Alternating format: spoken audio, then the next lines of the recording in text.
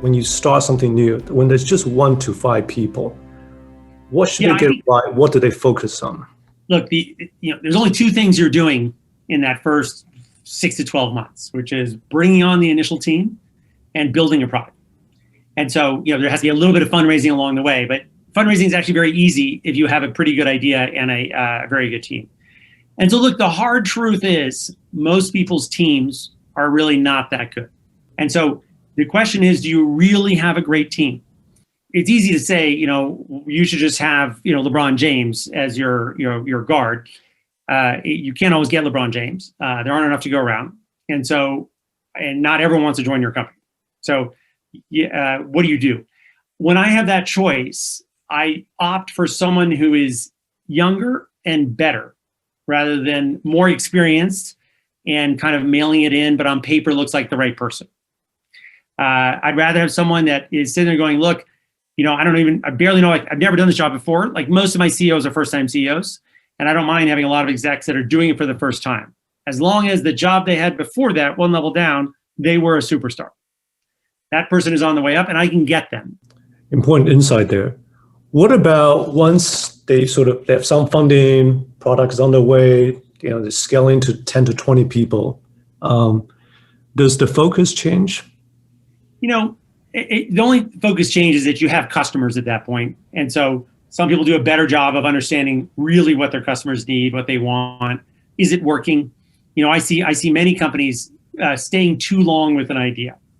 So it's not really working. They keep rationalizing it. They think if they make it 5% better, it'll change everything. And it's not working. Entrepreneurs are fundamentally, congenitally optimistic. Otherwise, we wouldn't be doing insane things that are against the odds.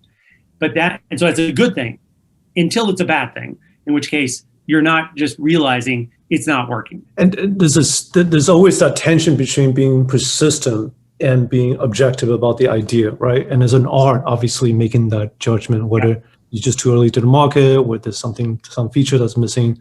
How do you make that call? Is it intuitive at this point, or what do you do? Look, it is intuitive, but what I would say is that there are very few examples. Out of all the companies that Canvas has seen, there are only very few that trickled along for 4 years and then skyrocketed, took off. Yeah. Could it happen? Has it happened? Yes. In general, it means it's not going to happen. There are many, many, many more companies after 4 years weren't doing well, after 5 years weren't doing well, and then gave up. And it's less about the money. And I tell the CEOs, look, it's opportunity cost.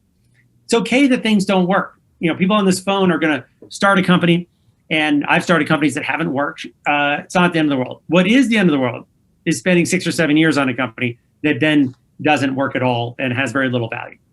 That you don't want to do. What are the other common pitfalls that you see as you get to that, I'm just taking to the next stage, that 50 people, maybe things that they can think about it now. Some of these things take 2 years of pre-planning, right? What advice might you give them? Yeah, at that point, it's again, still back to people. That transition from 10 people practically in one room to 50 people, levels of management, you don't know what everyone's doing all the time, is different. And the challenge I find for CEOs is letting go. If you're trying to micromanage everyone, it's just not going to scale. And I had to learn that very quickly. Obviously, going to 2,000 people in 4 years, every quarter, I had to change the way I did things. Otherwise, I would have slowed everything up. Yeah. And so that's an art, because you want things to go well. You got to make tough decisions along the way. The person who can manage your first 6-person marketing team may not be the person who can manage a 20-person team, and that's a tough conversation.